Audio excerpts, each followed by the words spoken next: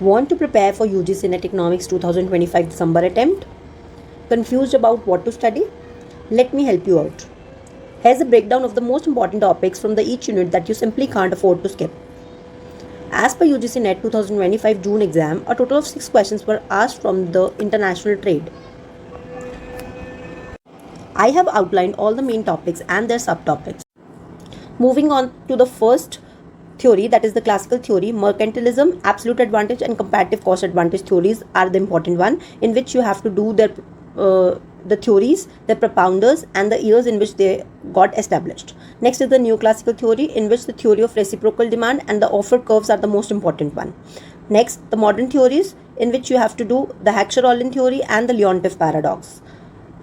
In the other theories, you have to learn all the theories, that is factor price equalization, Stopser-Samuelson, Matzler paradox, Rybinski theory and Kravis theory. Moving on to the next point, that is alternate trade theories. The important ones are product cycle theory and the gravity model. After that, you have to do the concept of terms of trade. This is the most important topic and the most repeated one. Mostly the questions were asked in the form of their propounders and their formulas. Next is the BOP. You have to do what is BOP components and the devaluation theories. Next, in the Forex, all these terms are important in the form of one-liner type questions, but the most important ones are speculation, hedging and arbitrage. Then you have to learn the gold standard, foreign exchange rate system, Bretton Woods, fixed or pegged exchange rate.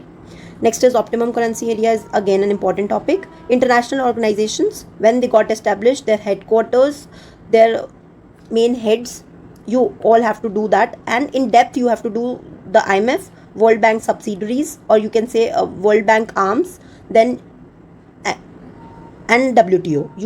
You have to do all these topics in the depth. Next is exchange rate theories, mint parity and purchasing power parity theory is important. Next, the type of tariffs. All these types are important. Then non-tariff barriers, voluntary export restraint is important. Then dumping is important one.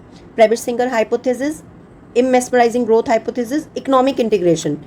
Please mark that economic integration is also important, in which you have to do the preferential trade area, economic trade area, custom union and all that things.